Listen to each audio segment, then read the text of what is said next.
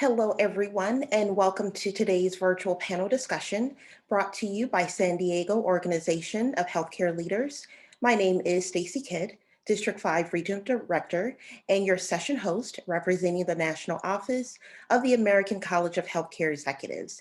Before we get started, I would like to go over a few items to help you navigate the program in our virtual environment. For the purposes of noise control, your lines will be muted for the duration of the session unless there is active discussion, at which point you may unmute yourself to talk. You can also submit questions through the chat function. Today's session is worth 1.5 hours of ACHE face-to-face education credit. Credit will be applied to your account approximately 2 weeks following the end of the session based on your live session attendance. This session is being recorded and will be available within 48 hours by navigating to your My ACHE account and selecting My Online Learning. Now, to begin the session, I will turn it over to Johan Otter, who is the co-chair of the annual conference. Thank you.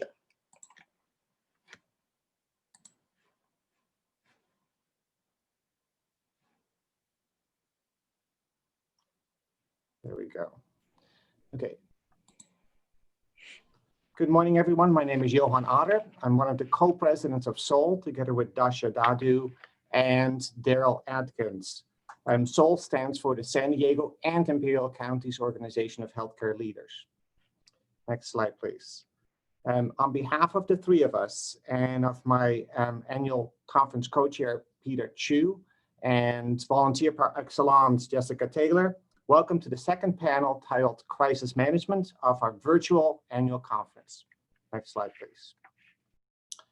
Before we get started, a word of appreciation to our sponsors. We have 13 sponsors, and thank you in assisting us with our mission to build the leadership skills of the healthcare leaders of today and tomorrow. Thank you. Next slide, please. So while organizing this annual conference this year, our nation was in the midst of demonstrations around racial bias and injustice, as well as the beginning of our pandemic. And we could not ignore both of those major causes. Two issues that are being represented by Dr. Young, who does a fantastic keynote address that I hope you can check out, and our face-to-face panels. And today we have the panel called Crisis Management. I hope you were able to check out last week's panel of 4 of our county's CEOs around executive leadership during the COVID-19 pandemic. Next slide, please. Today's session is moderated by Dr. Ian McCarty. Dr. McCarty is the director of Scripps Health Sorrento Mesa Microbiology, Molecular, and Immunology.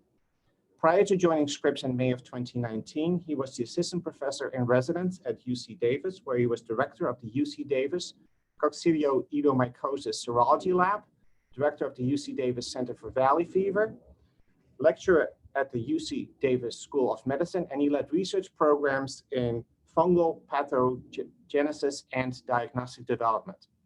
He is the author of over 50 peer-reviewed publications, abstracts, and patents. Over the course of his career, his research has focused on numerous microorganisms, including pathogenic viruses, bacteria, and fungi, bioinformatic development, and diagnostic development for infectious disease. Dr. McCarty trained at UCLA, where he obtained a bachelor's in microbiology, immunology, and molecular genetics, received a PhD in medical microbiology, completed 4 years of postgraduate fellowship, and earned board certification in medical and public health microbiology. His overarching interest is in harnessing data and analytics to improve patient outcomes and healthcare metrics. Now, I have the good fortune of directly working with Dr. McCarty, and I want you to picture this. New Year's Eve, 2019. I'm about to leave to celebrate the holiday with my family. I'm checking on everyone in the office, and one of the last ones I checked with was Dr. McCarty. And Ian says to me, interesting, some news out of China, which normally doesn't happen. There seems to be a new virus that went from animals to people. Well, as you know, the rest of history, and it is our current reality. We're in the middle of a pandemic, and we have two leaders amongst this panel who are within laboratory medicine, an area that prior to this pandemic, we didn't really know much about, and it's now in the spotlight, as well as a leader of our armed forces, presented by the Naval Medical Forces, and one of our public health officers. So without further ado, Dr. Ian McCarty. Thank you very much for the very kind introduction. So yeah, we have a very interesting panel today. And so I really wanted to just save most of the time for the speakers. So first I'll introduce Dr. Ken Van Horn, who's the technical director over the microbiology lab at the Kaiser Permanente Medical Group in the regional reference laboratory for Chino Hills. Up until recently, he was actually over both labs. There's another one in North Hollywood.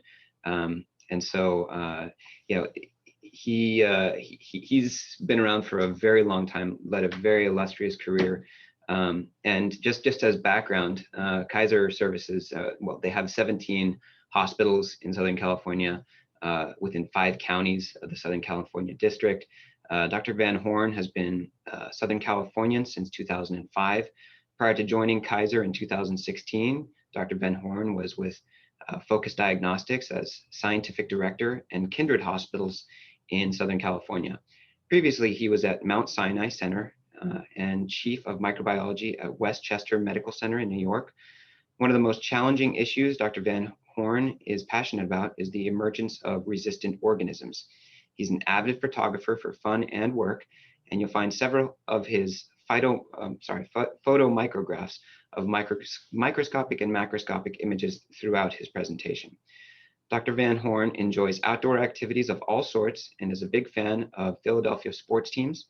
In his free time in the winter, you'll find him on the slopes of Big Bear, and in the morning on the and beaches of the Pacific by afternoon playing with one that he lives for, his beautiful daughter, Karina, who's almost 4 years old. That's so sweet.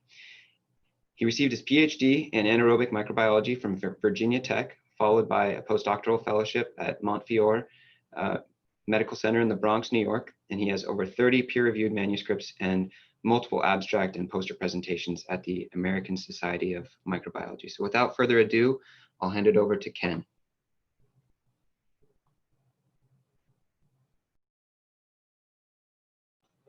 I can figure out how to unmute the thing. Here you go. Here. Thanks for that great introduction, Ian. I appreciate it. I want to thank all the organizers for having me give a little bit about the Kaiser Permanente experience with this COVID-19 pandemic. You see the picture here of the brand new Chino Hills facility that opened up in 2016. I started in July, and the facility actually opened on Halloween of 2016. So everybody got dressed up as something weird. The reason for doing this facility is mainly for redundancy, because everything was sent to North Hollywood. And you can imagine specimens coming from San Diego to getting up to North Hollywood took forever. And so that was another reason, is to cut down on the turnaround times and the transport times. So that's where this facility came about. If I can get the next slide, please. And I do want to try to keep this to my 15 minutes. A little bit of background, and Ian already said that there are 17 medical centers ranging from Bakersfield to San Diego. There are greater than 220 medical office buildings, many of which are actually associated with the hospitals. In fact, the one I go to in Anaheim, this just happens to be the Baldwin Park Medical Center. So you can see the newer ones are such beautiful facilities, as is the one that I go to in Anaheim. And there are 2 buildings there. One houses the hospital and one of the medical office buildings, and the other is just for medical office things, an outpatient referral. So there are the 2 regional reference labs, as mentioned, Chino Hills and North Hollywood. What we did when we split this is that about 60% of the work came to Chino Hills and about 40% remained in North Hollywood. The plans were to renovate North Hollywood once they had the space allocated, but that hasn't happened, and certainly has been pushed back now because of the COVID. Kaiser has over 4 million members, and it's an unusual healthcare system where people are members. They pay quote unquote dues to it, and it depends on what tier of service they get. They can get everything from almost no charge, like co-pays, and very good healthcare with this. Next slide, please. It comes in. So the biggest COVID challenge we had was what was our response going to be? At first, when things were dripping and drabbing, we were in coordination with Orange County Public Health, with San Diego Public Health, with LA County Public Health. So we were basically sending those specimens there. And on 3/9, we established at Kaiser that we were going to send our patients under investigation to the public health laboratories. We had that all set up. A lot of it was based on our actual Ebola procedures, how we would respond to that, and then be able to send samples to the public health laboratories. But then we decided, well, we better, this thing's starting to increase. We better think about bringing some testing in-house. So obviously one of the questions is what platform or platforms did we want to use? And we listened to probably every vendor that was out there, even ones that had not had EUAs yet, emergency use authorizations. So since March 12th, at the time when we had the most activity, I've been about 98% of the time devoted to COVID, which is a shame because the rest of the lab actually suffered a little bit. But they seem to have come back with that. I'm getting a little bit more time, thankfully, to the second technical director who now is over North Hollywood. We both actually have duties at both sites, so that's very good. And we pretty much are of like mind, which is even more thrilling to have. I mean, I can imagine somebody in there who's totally opposite what I believe in.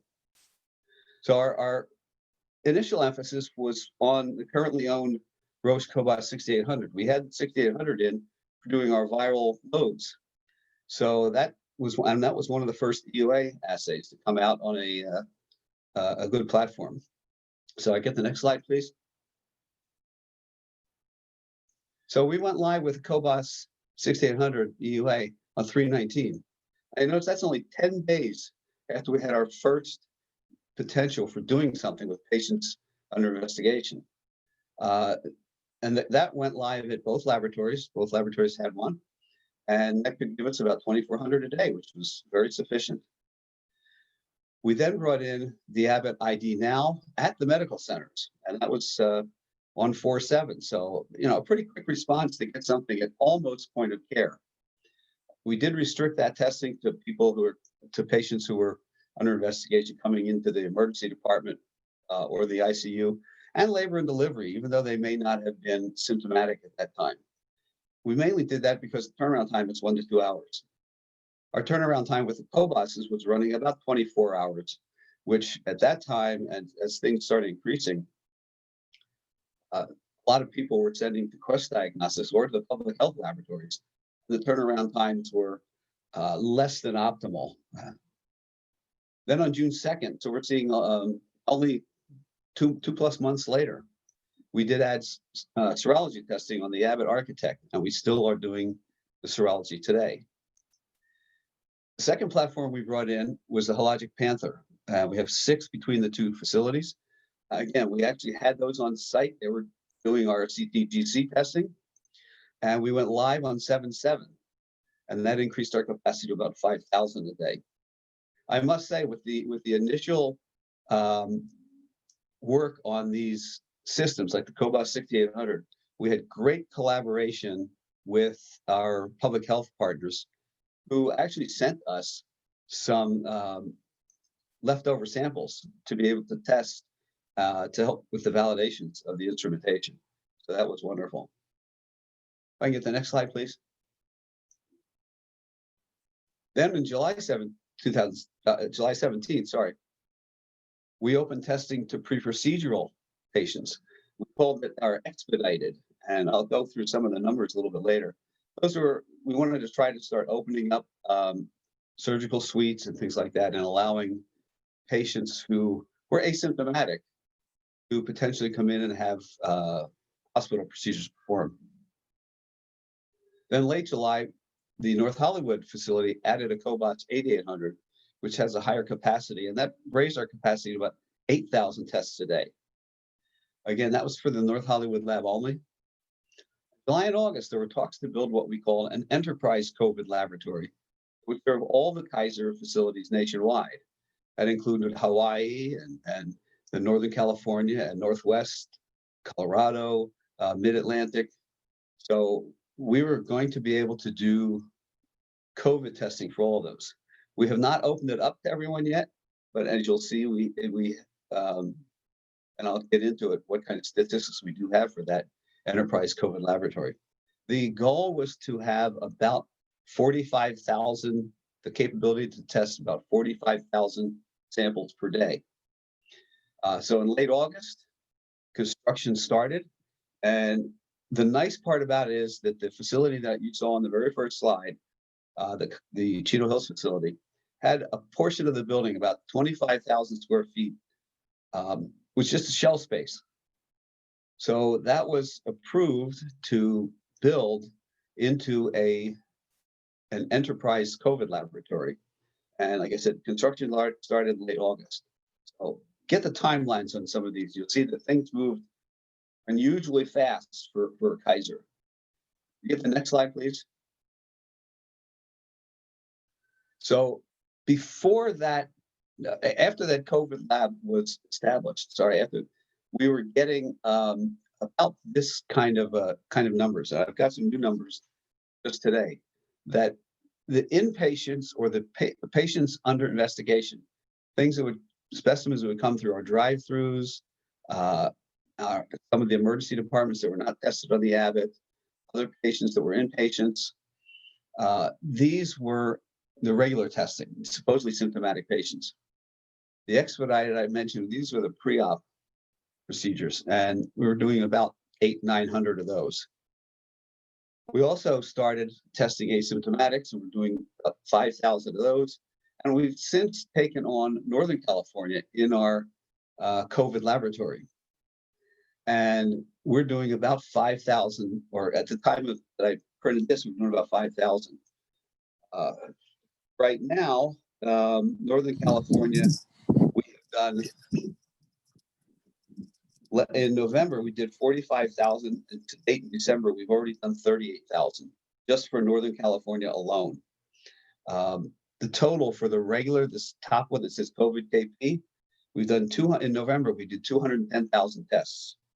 And that expedited, we did 46,000. And we're doing about 6,000 of the Abbotts in there. Get the next slide, please. So then there were discussions and speculations to get the cobas at Hills. That was kind of delayed, and we kept hearing more about vendors and products and SARS, plus influenza A and B. So on 10/27, we actually went live with 2 systems for what we call the Fluvid. We rolled out the Roche Liat at the medical centers. We actually had the Roche Liat last year for influenza, and it was kind of a natural fit to then roll that out with the Fluvid kits at the medical centers. And then the cobas 8800 came into the Chino Hills laboratory. So we had to increase our capacity even more. Get the next slide, please. So what are the numbers in percent? And this is kind of already outdated, and I only did it like early last week. Our normal PCR, we were running about 25%, year to date about 14% positivity rate, and the expedited is about 2 to 3%. And I'm concerned about this expedited, which is the pre-procedural. They're supposed to be asymptomatic patients, and we are looking at starting to do healthcare provider testing on saliva And you can see what the percentages are for saliva, up to about 20%. And we're actually talking about pooling samples. If we have numbers that high, we're not going to be able to pool things because it's not worth it. Serology is running about 20% positivity at this time. So what we have now on the FluVid, which I don't have here, last week, we were running at 40+% positivity for COVID/flu, but we've only had 3 flu A's so far. So the real bulk of that has been the COVID patients. Saliva, again, is running about 15% at this point in time. And we're up to, with the regular PCR, a little over 30%. So numbers keep going up and up and up. And that's kind of scary. And that's why we're every day bombarded on the news about the issues that we have and hospitals being full and no ICU beds. Let's go to the next one, please. I'll try to end up with a couple here at the end. So what are we doing now? So the COVID Enterprise Lab, the preparations, when we put that new 8800 into that lab, we actually obtained 8 Thermo Fisher amplitudes. That's a totally automated system. It begins with a TCAN liquid processing system and then goes through the processes of the PCR all automatically. The system takes the plate and puts it into the different instruments for extraction and for reading. This built our capacity to about 50,000 a day. And again, we're looking at also doing the Kaiser Occupational Health, which is getting people back to work. So we're hoping to do that fairly soon. One of the problems we had was hiring new staff. There aren't that many microbiologists out there, and we were going 24/7. Now try to find people who want to work the overnight shift. That is not easy to do. Thankfully, we were able to do that. We had some growing pains. We went live November 10th, and we actually started saliva testing November 17th. We have actually submitted an EUA to do home collect saliva. So we're hoping that that will come through as well. So if I get the next slide, please. And this is what it looks like. On the upper left is the ancillary area where all the specimens are brought in. This is all part of this new COVID enterprise laboratory. All was in this shelf space. This was all built in about 2 months. So that's where the specimens will come in. We've decided that we want to heat deactivate. You'll see incubators next to the biological safety cabinets. That's about a 2-hour process. So that there alone, hurts our turnaround time. But the Thermo Fisher systems in their EUA instructions for use required deactivation. So upper right, you see one of the TCAN instruments. There's another one next to it. We have 8 of those. In the lower left, you see the actual Thermo Fisher amplitude solution itself. So the plates go from the TCAN, are just passed next door to the amplitude solution, put on there, and basically it's hands off after that. And in the lower right, you can see the lineup of all these systems, the amplitudes on the right and the TCANs on the left. And so you can kind of see the massive size of this laboratory. And it really was a learning curve. We had problems at one point. Basically all of our instrumentation was out for a couple hours, but a lot of it was just the fact that the new people didn't have enough training to be able to reset instruments. So once that has happened, things have been a lot smoother, and the learning curve has gone on so that we haven't had too many issues. And of course, having 8 of them in there is good redundancy. And if one goes down, we still have 7 left to test. I believe that was the last slide I had. And hopefully I kept within my 15 minutes or close to it. Yeah, no, that was great, Ken. Thank you so much. That was very illuminating. So if I guess hold your questions. I guess if you wouldn't mind, you can type them in the chat if you'd like, and we'll go through those at the end. Now, next up is Dr. Elizabeth Hernandez, filling in for Dr. McDonald. I'm not sure, do we have Dr. Hernandez on the phone? I'm here. Good morning. Oh, wonderful. Okay. So just a brief introduction. Thank you so much for joining us. Elizabeth Hernandez is Assistant Director of the County of San Diego Public Health Services.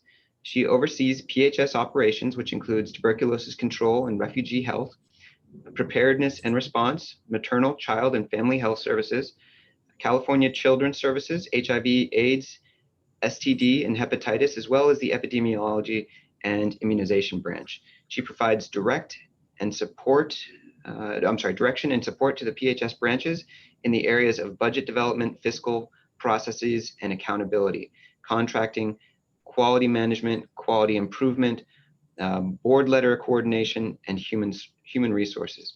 The PHS department consists of over 500 employees and a budget of $100 million, serving a county of 3.3 million residents. Prior to joining the county, Dr. Hernandez worked in the capacity of Vice President with the Neighborhood House Association, one of San Diego's largest nonprofit organizations. During her 8-year tenure, she provided program oversight and management, ensuring that goals and objectives of the organization were met. She was responsible for the management of combined $10 million budget and directed the performance of over 70 staff and 40 community partners. Prior to joining NHA, Dr. Hernandez consulted to organizations on program design and evaluation, curriculum and training design, and organizational assessment. Some of the clients that she has partnered with include the University of El Paso, Texas, Toyota Financial Services, school districts, healthcare consortiums, and utility and energy companies. She also worked in the nonprofit sector as a psychological assistant, providing child, family, and one-on-one therapy. Dr. Hernandez holds a Bachelor of Arts degree in psychology from Azusa Pacific University and a master's and doctorate in dual clinical industrial organizational psychology from Alliant International University in San Diego, California. She lives with her husband in Chula Vista, California, and her 11-year-old, 9-year-old, and 7-year-old daughters. So without further ado, thank you so much for joining us, Dr. Hernandez. I'll turn it over to you. Thank you so much, and thank you for that introduction, and thank you for the opportunity to speak with you today. As Ian said, I am here in place of Dr. Eric McDonald. He does send his regrets, but I'm here to talk today about crisis management, specifically in the area of COVID-19. Next slide, please. So our key emergency response milestones actually started in January with the expatriate flights that came in. And our county declared a local health emergency and local emergency on February 14th. It was a nice Valentine's Day present to ourselves. And on March 11th, the World Health Organization declared COVID-19 a pandemic. On March 12th and 17th, the county issued a public health order to stay at home. And on March 19th, California Governor Newsom issued an executive order to stay at home. On April 28th, one of the key strategies in responding to our COVID-19 pandemic is our T3 strategy, which is our test, trace, and treat strategy. And that was rolled out again on April 28th. Those are some of our key milestones during this emergency response. Next slide. So this is our incident command system. And it obviously starts at the top with our incident commander. And this is our follows a typical incident command system with, as Dr. Wooten likes to call it, the MFLOP acronym, which is management at the top, finance, which you see that green box, logistics, which is the yellow box there, O, which stands for operations, which is the red box, and P for planning, which is that light blue box on the screen. So that's your typical incident command system. You definitely need to have those key components in order to stand up and respond to an emergency. As we went through the journey of this pandemic response, we realized that we needed some additional components and additional systems in order to be effective in our response. We added a very robust data analysis and reporting team, which you see in the orange box.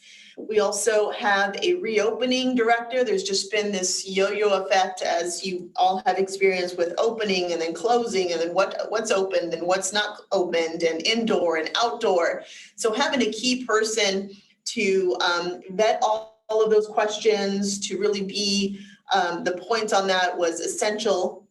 We also have a compliance director, again, ensuring that our county is in compliance with the health officer order, leading with education, outreach, and partnership, and progressively moving down that road in terms of enforcement with cease and desist orders as needed. And another, like I shared before, another key piece that we identified early on in the pandemic is our T3 strategy. As the speaker before talked about, testing is a huge component of our response. And so we definitely set up our testing branch. Our laboratory just went from, doing very small numbers of lab tests a day to really a very robust, over 2,000 a day. We've also partnered with a laboratory here in San Diego County called Helix, a $28 million effort there to do thousands of tests for the community a day. In addition to that, we've set up our lab testing task force that meets on every Friday, that engages all of the hospital laboratories, all of the commercial laboratories into one group to help with strategy, and any issues along the way, we solve them together. Another piece of T3 is disease investigation. We have really ballooned our team in terms of disease investigation, as well as our tracers, and have contracted with our trusted partners in the community to do contact tracing. We now have a total of over 1,000 disease investigators and contact tracers, and again, needed to build up this entire workforce in order to effectively respond to the pandemic and the ever increasing cases that we're seeing now. Care and shelter was another big piece of the T3 strategy. Once we identified individuals who were positive, we needed to provide them a safe place to isolate and receive treatment as needed.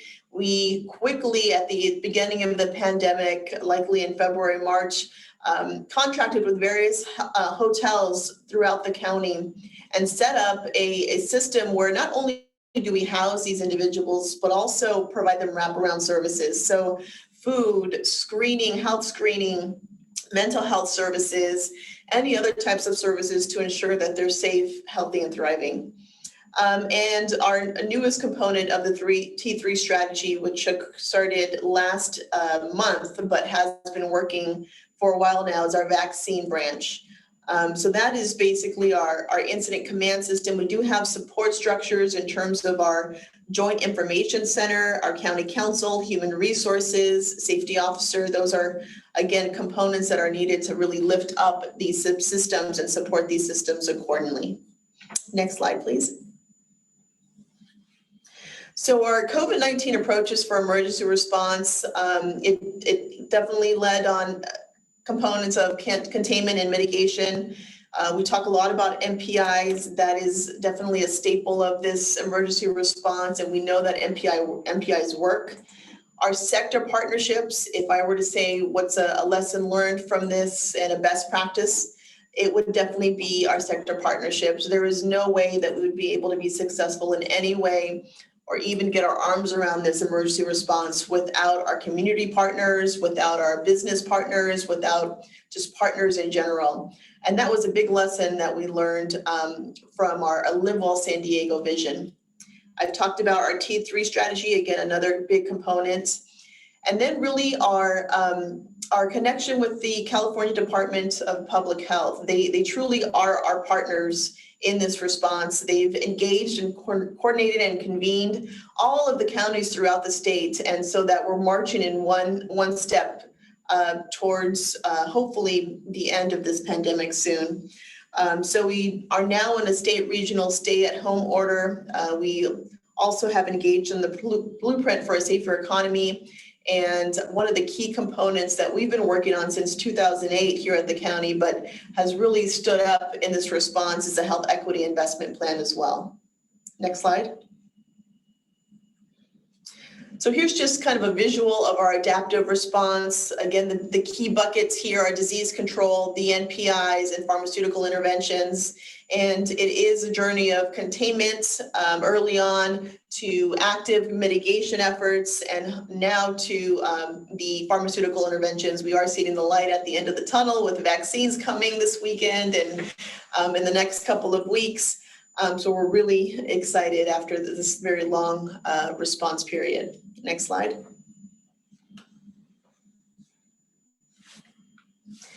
And so here we have a picture of our epi curve. As you see here in June and July timeframe, we did have a wave of COVID-19, and now we're experiencing not only another wave, but a tsunami of sorts. And so you can see kind of the journey there. Next slide. Again, under our umbrella of Live Well San Diego, this is a shared vision for the entire county of change, of building better health, living safely and thriving. And again, another best practice through this response. We are very lucky that we've had 10 years of this vision to really lean on as we continue to engage our partners in this response. Next slide.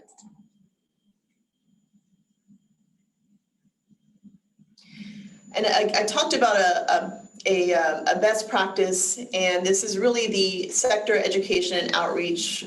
Under the Live Well San Diego vision, there were 4 original sectors: businesses, community-based organizations, faith-based organizations, government, education. And when we started the pandemic response, we really leaned and engaged those sectors. And we quickly learned that those sectors and those subsectors needed to be expanded. And so now we have over 20 community sectors and subsectors, and really have a very robust communication and engagement model that we use during this response. Next slide. And what that looks like in terms of sector education and outreach are the weekly telebriefings, email blasts. So not only are you hearing it, but you're also reading it. We have web pages that have sector specific sites that they can go onto and learn more. Frequently asked questions. Each sector has a specific email that they can email any questions or comments or feedback. And we ensure that they get a response ASAP. And we also go out and do community presentations as requested. Next slide. And here's kind of a snapshot of our COVID-19 website for the county. The various languages is incredibly important as we move forward and respond to this pandemic. We know that individuals that do not speak English are disproportionately impacted by COVID-19. So it was imperative that we had our website in various languages. And as you can see, there are 8 different components on the website.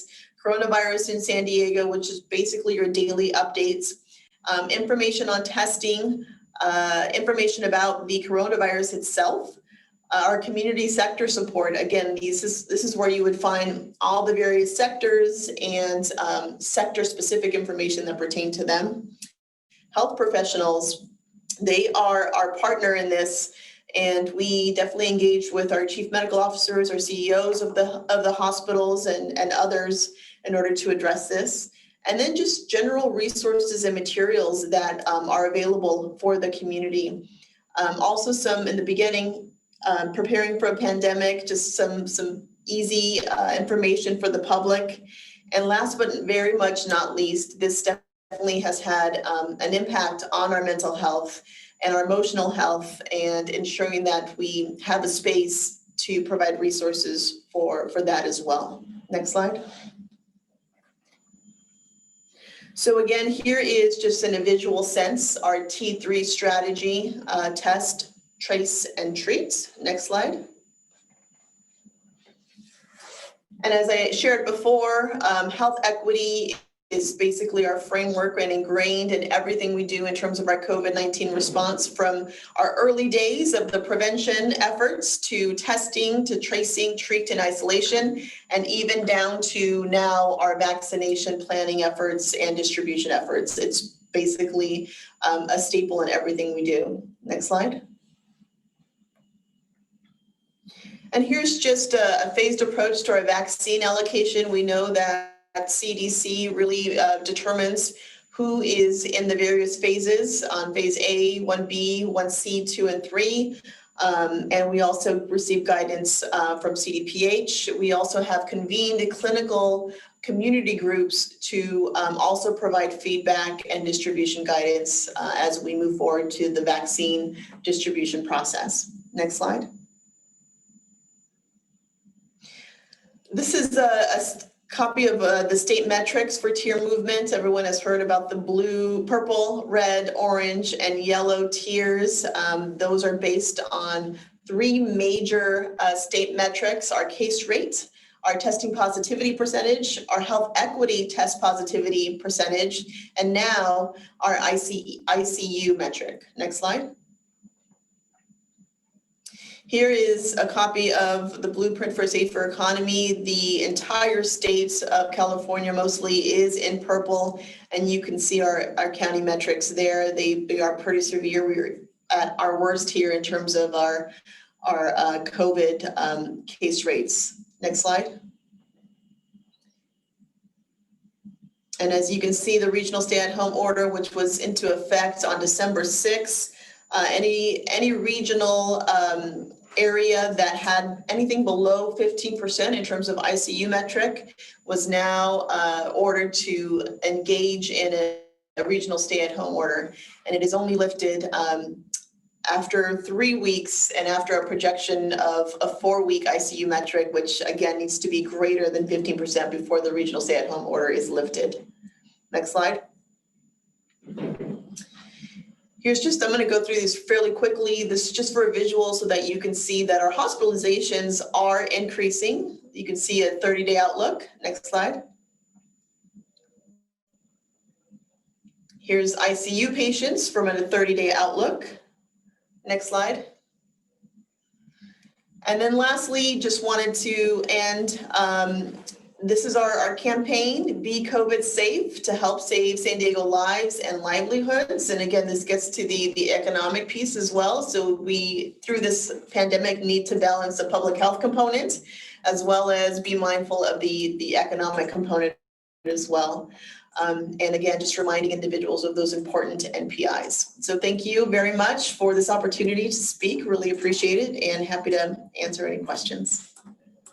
Thank you so much, Dr. Hernandez. And yeah, no, I just wanted to say that the county, you and the county and everyone at the county has done just a phenomenal job throughout this pandemic. I think you don't get thanked enough. And I just want you to know that everybody in the healthcare setting really appreciates the collaboration. And so just thank you so much.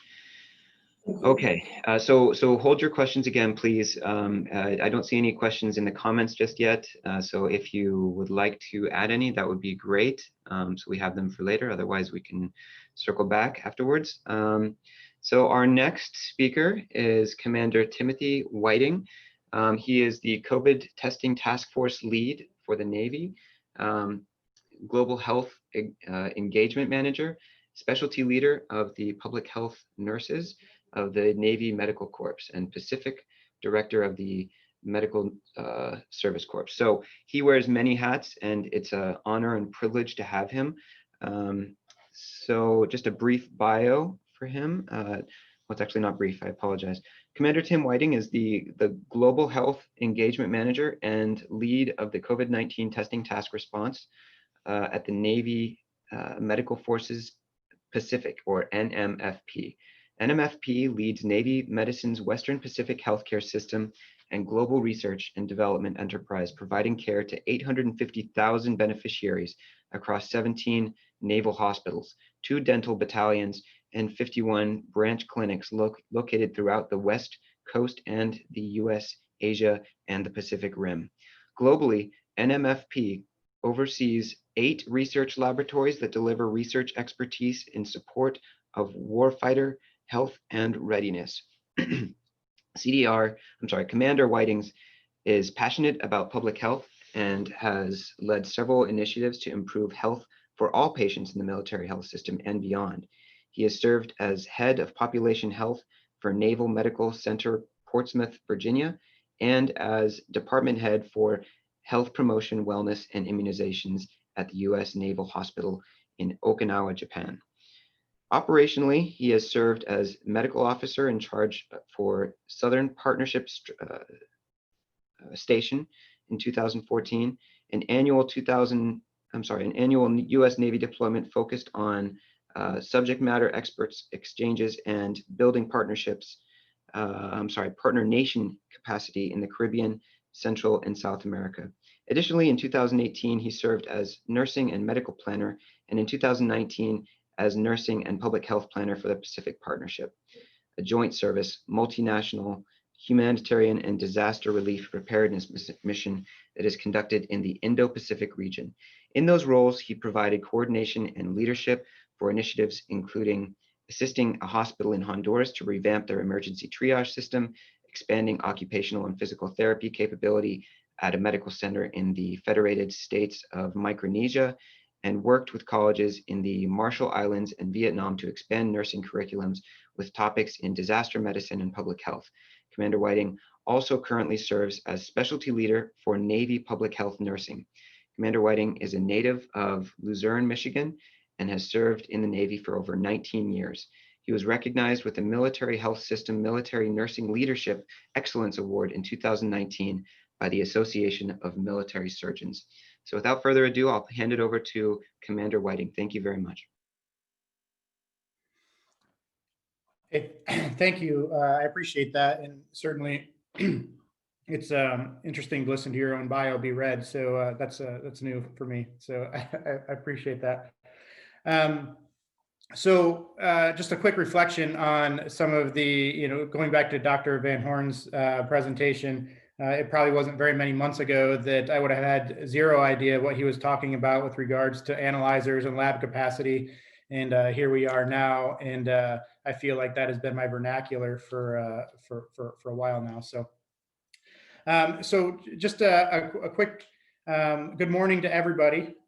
It's been certainly an honor to be able to present in this venue. So as it's been stated, my name is Tim Whiting. I am a public health nurse in the Navy. My current official position is at Naval Medical Forces Pacific as the Global Health Engagement Manager, which in a few short words is a really cool job that allows me the opportunity to help plan global health missions for Navy medicine in the Pacific region. But as you can imagine, if you have been watching the news for the past year, there has been a scenario unfolding that has made travel a bit difficult and planning global health missions more difficult yet. So what do you do with a global health engagement manager when the work comes to a screeching halt? You apparently make them the lead for the regional COVID testing task force. They said it would take about 50% of my time. I am here to provide some level of disagreement with that. So next slide, please. Typical disclaimer, I will certainly not read that to you, but is recommended and required for us. So next slide. All right, so what I'm going to do, I'd like to paint with a couple of broad strokes here. So you heard a little bit about what Naval Medical Forces Pacific is. So we do lead Navy Medicine's Western healthcare system and the global research and development enterprise. And it does include a lot of hospitals and a couple of dental battalions and a bunch of clinics located throughout the West Coast of the United States, Asia, and the Pacific Rim. We fall under the Bureau of Medicine and Surgery, which oversees the entire Navy medicine enterprise. We also have a sister region called Naval Medical Forces Atlantic. Together with Atlantic and their COVID team, my team and Atlantic's team, we literally support the Navy and Marine Corps around the globe. So we liaise with COVID task forces that have been stood up at almost every level. So the Bureau of Medicine has a COVID task force, and the Department of Defense has a COVID task force. And so we do a lot of liaising with them. We also have COVID task force cells that that are stood up in our operational, in our Navy fleet, in our Marine Corps as well. So testing in the Navy is a major evolution. I'll discuss it further in my next slide, but it requires significant collaboration up, down, and across in order to provide care for the warfighters and their families. So we have, as you can imagine, and some of you guys, I have recognized a couple of names in the proverbial audience. So some of you may recognize that, across the DoD, it doesn't matter, Army, Air Force, Navy, we have small, medium, and large medical centers. Our small and medium facilities don't necessarily have the high volume lab capacity that our larger facilities, such as Naval Medical Center, San Diego, do. So some of our small MTFs are supported by other services. For example, in the Pacific Northwest, we have a large Army Medical Center with high volume lab capacity that supports our Navy assets up there. So this collaboration has been crucial to ensure that our security posture remains strong. So the DoD response to COVID has been a joint endeavor from the beginning. The Department of Defense COVID Task Force has a team comprised of liaisons from each of the services. This has allowed, and this has been super important because this has allowed for information to flow freely in our service lanes, which has been so important to maintain our functions. Because for those of you that don't know, even though we're all military, the Army and the Air Force and the Navy function very differently. And so with those functions, there can be obstacles to the free flow of information. And so when responding to a crisis, where you're moving essentially at the speed of that information, it's very important that we maintain these communication lines. So to what I can imagine your organizations have also gone through, our healthcare personnel have been pushed very hard. There have been significant injects into their day-to-day, and these injects have been very difficult to plan for. All the while, our staff, like others, struggle with the same home front, have the same struggles on the home front that require mitigation with families and so on and so forth. So these increases have been exceptionally evident in our labs, where we have increased the workload exponentially. Many of our labs have received new analyzers of various capabilities, but we have not expanded our workforce in any significant manner. So with all of this, our personnel, like many of yours, have been literally the beacons of resiliency in an effort to maintain the site picture for ensuring safe patient care at our treatment facilities. So, and that's, I can't understate that enough, is just how important that resiliency is as we continue to push our staffs for the foreseeable future. So next slide. So I'm going to talk a little bit about how we responded and what that looks like, and some takeaways from that. So the COVID, the response to COVID for us, it was very interesting, because the vast majority of our as you can imagine, the vast majority of our service didn't have the opportunity to work from home. So, and quite frankly, many of our junior personnel actually call a ship their home. They don't live out in town or whatnot. So that is that's an interesting scenario that we have to mitigate. And so I wanted to talk first about the balance and how we look at balance with regards to our response. So all missions are different regardless of if you're forward deployed overseas, if you're underway on a ship, or if you're in port. Missions may require a mission commander to assume varying levels of risk, and it is imperative that mission commanders are provided enough information to make informed decisions about how much risk is acceptable for a particular mission, as risk tolerance in general is correlated directly to the seat that you sit in as a mission commander. So this requires a level of balance that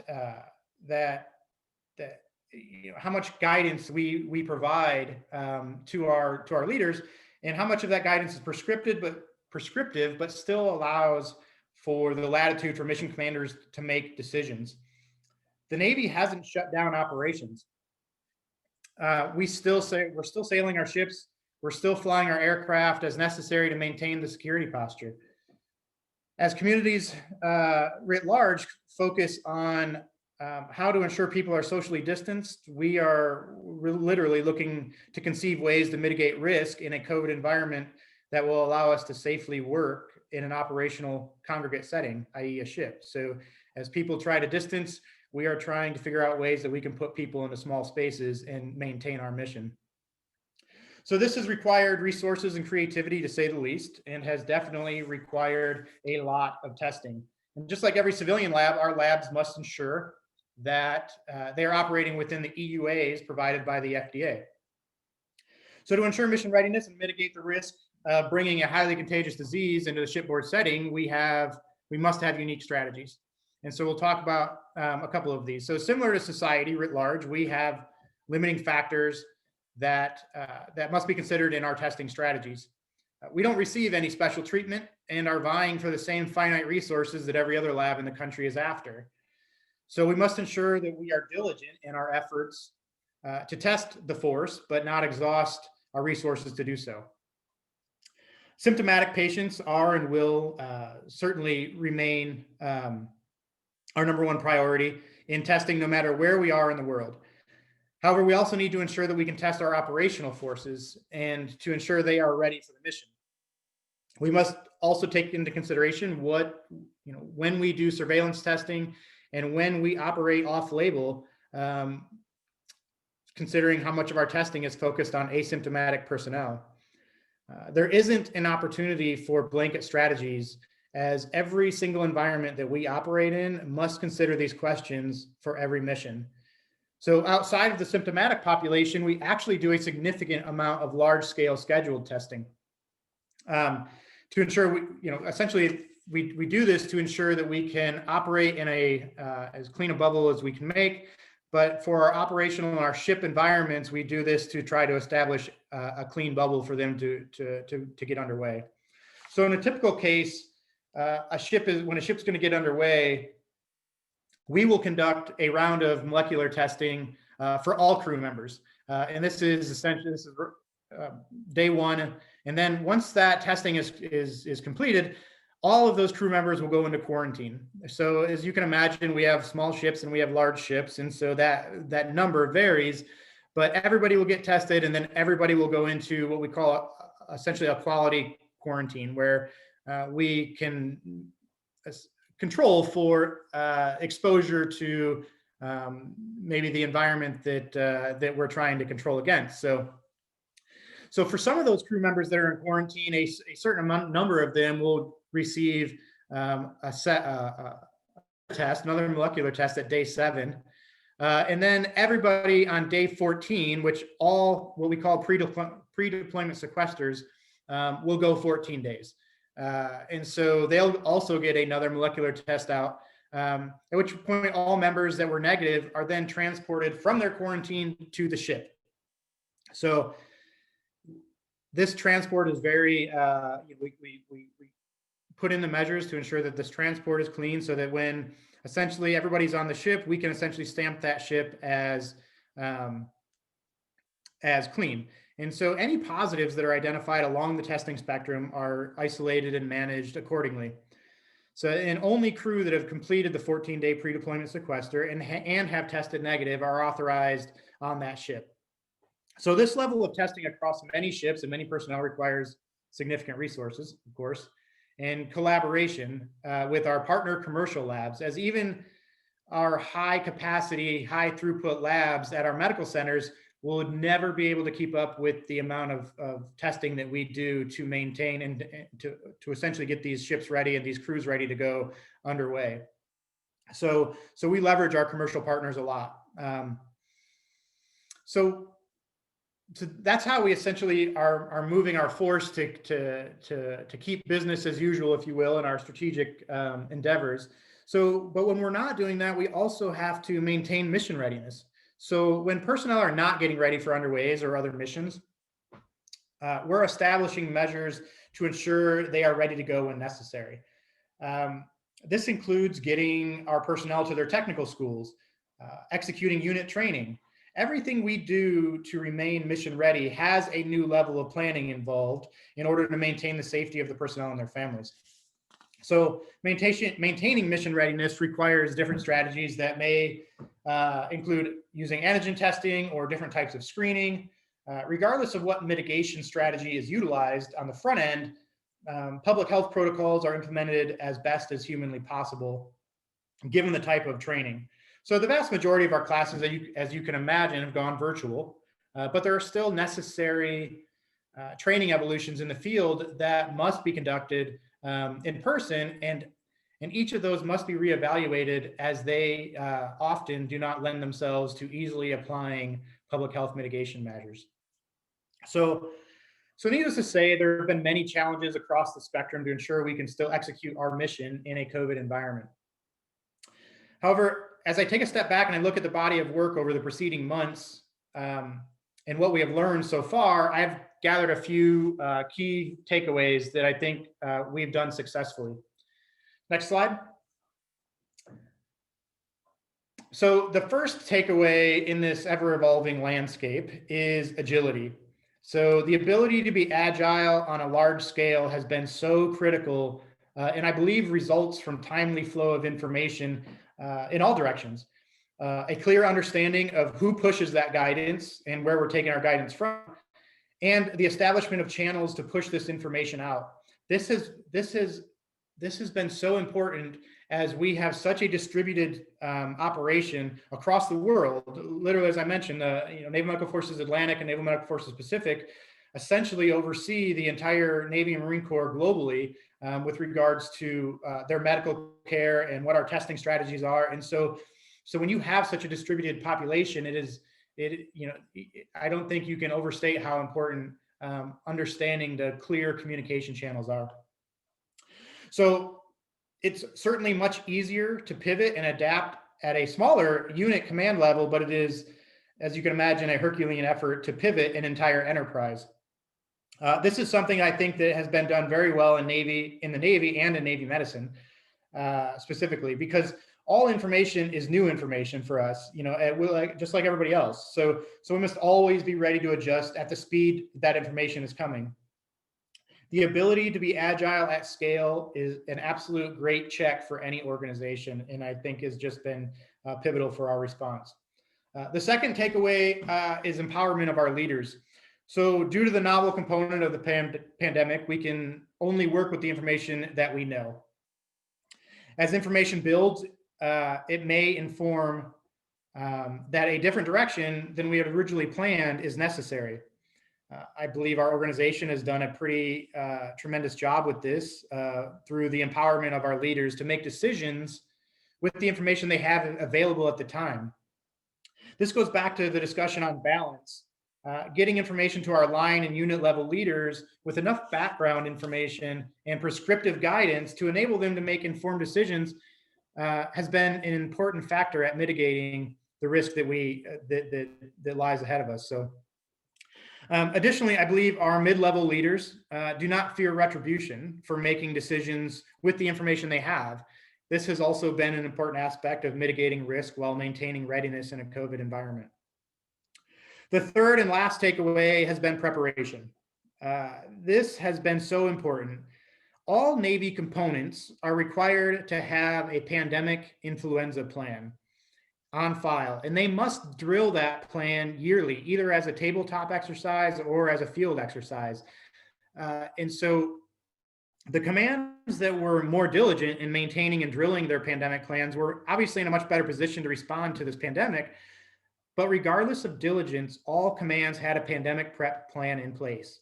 This provided a scientifically sound playbook to guide each command and the ship and the ships, and certainly contributed to Navy medicine's and the naval fleet's ability to be agile when adjusting to life in the COVID landscape. So I have been fortunate to be a part of some of these pandemic plans through some of my previous positions, and I am certainly going to stake the claim that has been a super important component, especially when this is something that we just haven't seen before. So So in summary, as I wrap things up, I'll go back to the theme of this conference. COVID-19, what have we learned so far? I can tell you that I've learned a hell of a lot more about the lab world than I ever would have imagined. And that's been interesting, understanding capacity and capability of analyzers and just all of this vernacular that I would have never been exposed to, but am now believe that I probably talk in my sleep with it. But I've also learned that we invest in our teams and the relationships that are the foundation of our teams. Fostering these teams and the collaboration will contribute to the resilience, both personally and professionally, that is so necessary right now. I don't need to tell anybody on this conference that these are uncharted waters and have been. And so clear and sound guidance is necessary to ensure that the people can execute the mission and be ready at all times.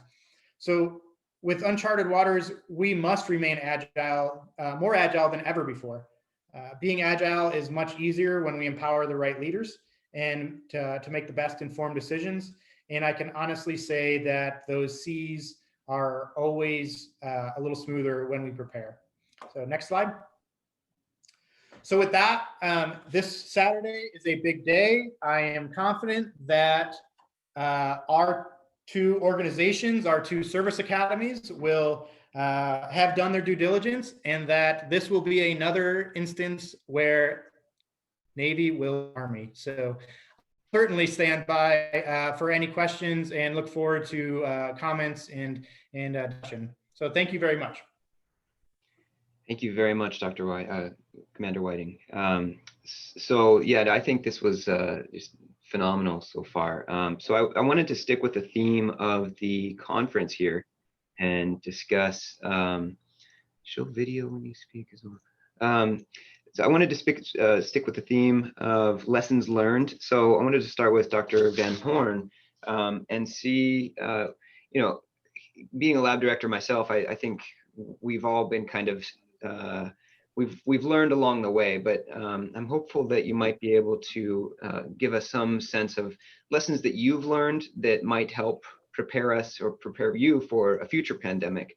Will your lab do anything strategically different once the dust is settled from COVID-19? Thanks. That's kind of a loaded question. What would I do different? I would have retired a year ago. I think the lab. I think at Kaiser we were pretty well prepared because we were very up to date with select agent training and with the Ebola crisis that we had several years ago. So a lot of the things were in place for that.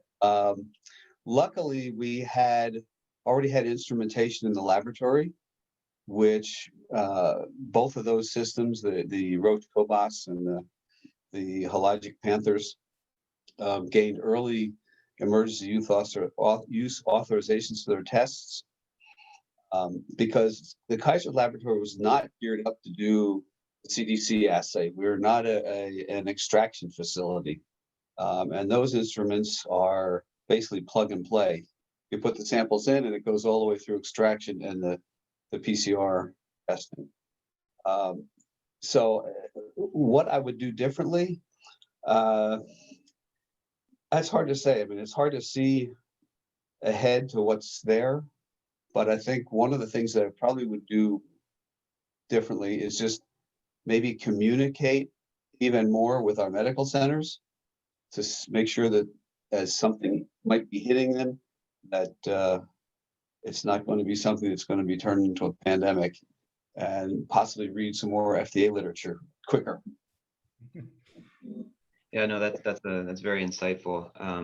I'll share my lesson. Well, one of them, and that was don't get rid of your DNA and RNA extractor, because I actually made that mistake about a month before, 2 months before the pandemic. So before I had gotten word from, I think it was ProMed, that a pandemic might be possible back in the end of 2019, we had just gotten rid of our BioMU extractor. And so we still had the Roche Magnapure, so that was a really good thing. But gosh, I will never get rid of an automated extractor in the future, because I think that was the most critical thing that we could have done early on. Just having that extractor was everything for us. So, okay, moving. Oh, go ahead.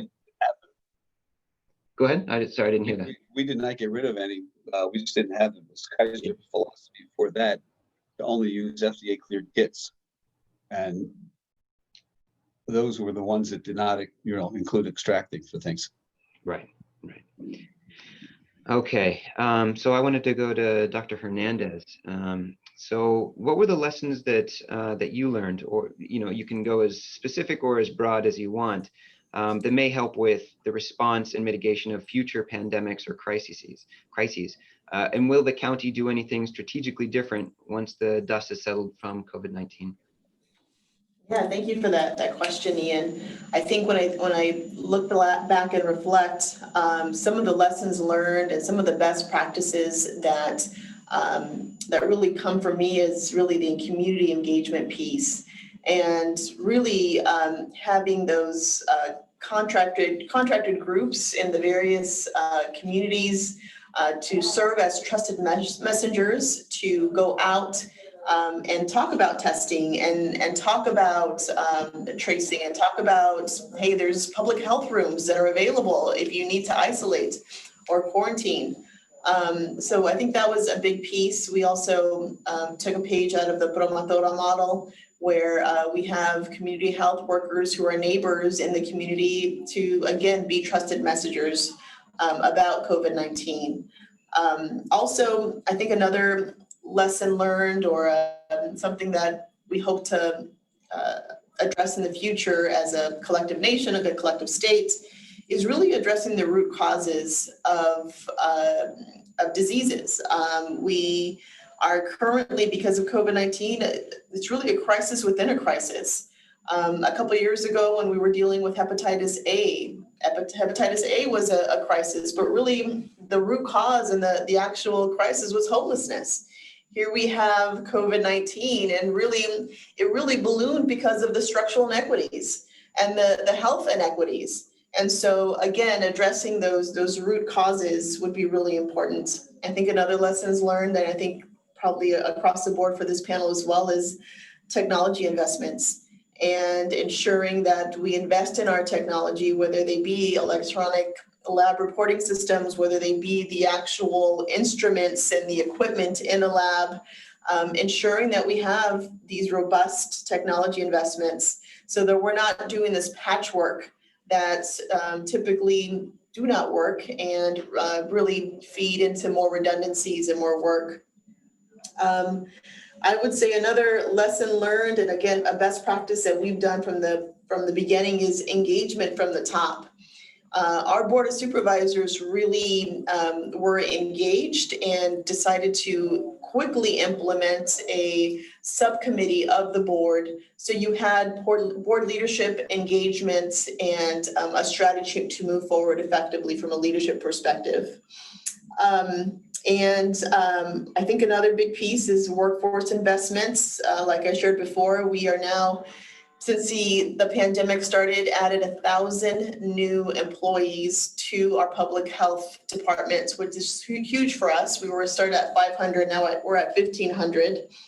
And I would say when the dust settles, we're going to have to really decide on what our new normal looks like from a public health perspective. Throughout the year, we've dealt with COVID, we've dealt with racial inequities and health inequities, and really structuring our public health department in a way to really address those crises, if you will. We are lucky that we are getting 80 new permanent positions after this pandemic to our department, and really trying to see how do we continue to increase and build up our epidemiology and immunizations services branch, as well as our health equity unit as well, so that we can effectively address the root causes and as well as the symptoms, if you will, of that. No, that's a great answer. Thank you. So Commander Whiting, I didn't want to get too much into strategy for you because I know that that might not be something you can discuss, but and you did touch a bit on this, I think, in your discussion. But one thing that I think is unique to the Navy, and you described this, is that you can't necessarily socially distance, and you can't keep people separated in the Navy, particularly when you're out in the middle of the ocean. And I think that this has relevance for society at large. And so can you comment about any of the transmission mitigation strategies that you found to be effective in the Navy that might have more, that might be broadly applicable outside of the Navy? Yeah, so thanks. It has been certainly an interesting scenario to have to conceptualize how we do this, right? And we've been doing it at a level that is, where words matter. Words in guidance and protocols that come out from the CDC and the FDA, those and how those are interpreted, there's a lot of value and there's a lot of worth in what those words are saying and how they are applied. And so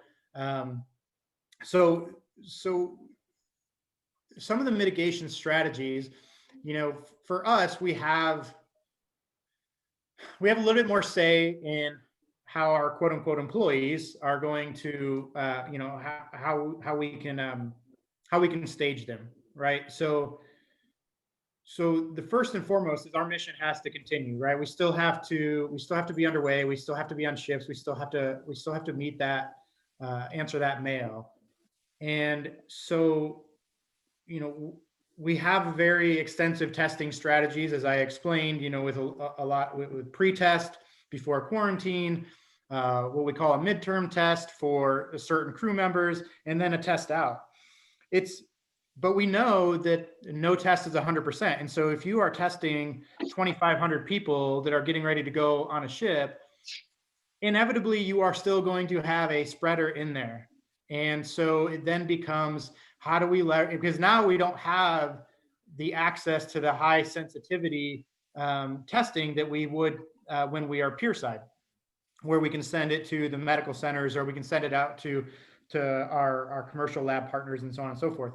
So now we are reliant on, a lot of our ships are reliant upon still high quality analyzers, both molecular, but also adding antigen testing. And so one of the things that we've really been trying to push is, and you've seen probably a lot more discussion on it, I say probably over the last month or so, month plus, is the serial antigen testing.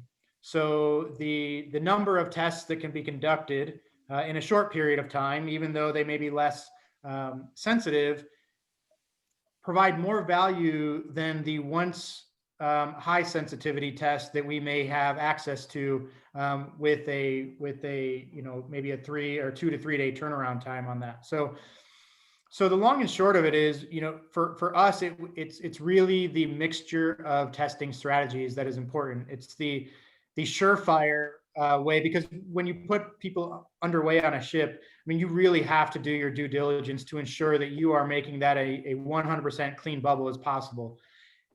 Now, we know in science and medicine that 100% clean is just probably impractical, but we're going to get really close. And so that's the front end mitigation measure. And we have a little bit more latitude to be able to do that with our population, just by the nature of being in the service. And then you have to mix that with our surveillance. I'm sorry? Yes, that's okay. Go ahead. So then we have to mix that with our surveillance or screening, if you will, while we're underway. And that usually, is dealing with, random screening of asymptomatic individuals with antigen,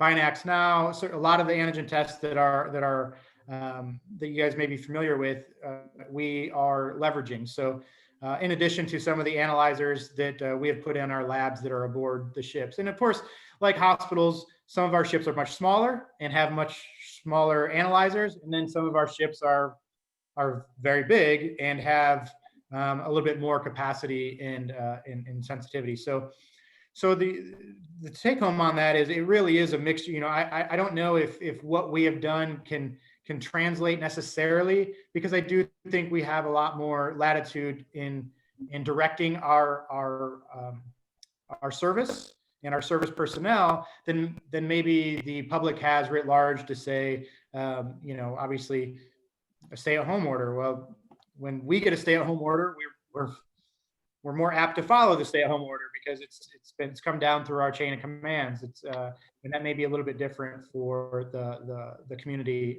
at large. Thank you. Yeah, no, I appreciate that. And I think actually what you're describing is actually a strategy that has been suggested by some leaders, some laboratory leaders coming out of Harvard. I'm actually curious about the antigen test that you guys are using and how, well, first, how you're operationalizing that, because I know that at least the Binax now is fairly labor intensive. You know, in order to test an entire ship, it would probably be a lot of work. So do you have, and I don't know if you can comment on this, but like, do you have specially trained people on each ship that can do that? And then, you know, is that is it become like a full-time job? Because that's ultimately one of the problems that we face in the lab is, you know, there's these antigen tests out there that are relatively cheap, but they still require trained personnel to perform them. And, you know, there's thought that we could do self-testing, but then that's off-label and it's no longer, you know, so there's all sorts of red tape that has to go through to implement something like this. So I don't know if you can comment on that.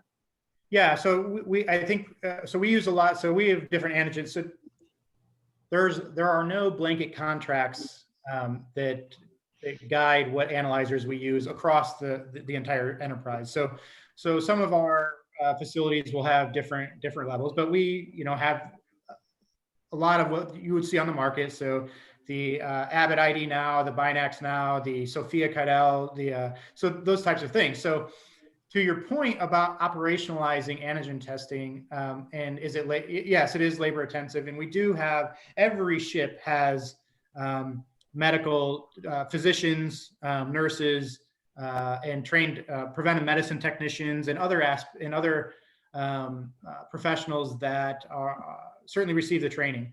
There are a fair number of ships. We have a lot of some of our larger ships will be outfitted with microbiologists as well to run some of the more complex analyzers, if you will. But it is labor intensive, and it does. This is something that, you know, in the feedback that we get from the fleet, this is something that, you know, we are considering, but it is, at the same time, it's the risk benefit, right? So how can we find a cheap test, a cheap quality test that we can implement at scale in a way that isn't going to monopolize, you know, the entire medical department's time? And so when we apply antigen testing, we don't necessarily apply it to the entire crew. You know, there may be individuals, certainly we will use it in an on-label use. So if somebody comes symptomatic while underway or whatever, it's an easy, cheap way to do a quick test. And then we may verify that test with one of the other lab analyzers. But, you know, to utilize antigen testing in a screening surveillance, you essentially pick percentages of the crew. And, you know, and some of those, you know, some of the crew members on board ship have mission essential jobs, if you will. And so maybe we're looking at those and maybe surveilling those a little bit more frequently than we would in general. So when we get underway, it's not necessarily that we're testing everybody all the time. It's that we're testing, you know, percentages of the crew, and some of those percentages may come out of key or critical departments that may be running the ship. Great, thank you. Okay, so I have in the chat, there's been several questions for Dr. Hernandez. So these relate to contact tracing. So first, the question is, how many personnel do you have doing the contact tracing? And and then also, I don't know if you can comment on this because I know it's been policy not to go into too much detail, but what are the biggest sources of community outbreak in the county this fall? Is it restaurants, bars? I've heard somewhere that shopping is a high risk activity now. And then I think at the bottom here, there was another question about, now that, the number of cases has just skyrocketed, and contact tracings are paused. Where do you see better use of the staff time? So I know that's 3 questions. I apologize, but I don't know. I can repeat them if you'd like. Please let me know if I don't answer any of them, but I'll try to answer all of them. So in terms of contact tracing, we continue to go strong on contact tracing. There is no pausing in contact tracing. In fact, we have metrics on case investigation and contact tracing. And our goal is to initiate within a 24-hour period 100% of all the contact tracers. And we have over 500 different contact tracers in-house and external via contractors as well. And as of yesterday, our contact tracing percentage in terms of initiation is 96%. So there is, even though we are in a tsunami in terms of infection rates, we are not stopping our investigation or our tracing efforts. In fact, we have been preparing for this a situation just like this, and so we're here to meet the moment. So that was one, and then the other one is in terms of outbreaks. Where are we seeing the most in terms of outbreaks? And I would say it is a top 5 are businesses, retail, restaurants / bars, healthcare entities, and faith-based agencies as well. And we actually have every Tuesday, we have a COVID-19 watch. I'm not sure, Nora, if you're able to put that in the link that comes out, and it nicely outlines all of the various exposure areas, and you can see very clearly where we're seeing in terms of the most areas of exposure. And that's also reviewed every Wednesday during our press conferences by our public health officer, Dr. Wooten. Did I get everything, Ian? You got everything. Great job. Thank you. Okay, so I would be remiss if I didn't ask the next question. I think it might be, it's a hard one because I face it as well, but we've all built up massive infrastructure and staffing to address our respective responses to this pandemic. How will the transition back to normalcy be, and what will be the benchmarks along the way for, we'll start with Dr. Van Horn, if you don't mind. Sure. So once COVID goes away, Yeah. I've thought about that a lot. That was some of my hesitancy for the enterprise COVID lab. But what we decided is that even though we have all these Thermo Fisher instruments, what we'll do is we'll just bring in more testing of other things. We have lots of tests that we send out right now, and we'd love to bring some of those in-house. So I think at that time, a lot of the new tests that we do send out right now would come back into have Kaiser doing the testing. The other part is that we had a molecular lab built, and all of the molecular is going to be moved into that COVID enterprise lab. At some point in time, it won't be called the COVID enterprise lab, hopefully. But in that space, which is right next to bacteriology, one of the plans then is to expand bacteriology. Just in the 4 years the bacteriology has been open, we've already gone over capacity. We've got instruments, we've got more blood culture instruments, so we know what to do with, because during this particular surge, we're at over 100% capacity of our blood culture instruments. And from what I was told yesterday, we have ordered a couple more blood culture instruments that we're going to have to stick who knows where, but eventually those would go into that old molecular space. So there are plans to handle the laboratory space once COVID dies down, and we of course hope that is soon. Great, thank you so much. So we are approaching the end of the hour, so I want to hand it back over to Stacy and Peter for the closing. So just thank you so much, everyone, for your time and for your expertise and for your service throughout this pandemic. Thank you so much, Ian. On behalf of ACHE, I want to thank our chapter leaders that planned today's session, the moderator and panelists, and of course, all of you for your participation. Please complete the course evaluation by visiting your My ACHE page and selecting My Online Learning. From there, click on the Access My Courses link, and you will be directed to our learning management system where you can complete the evaluation. In the same location, you will be able to access the recording of this session within 48 hours. Your face-to-face credits will be posted to your account approximately 2 weeks following the session. That concludes our session for today, which is copyrighted in 2020 by the American College of Healthcare Executives, all rights reserved. Thank you, everyone. Bye-bye. Thank you. Thank you.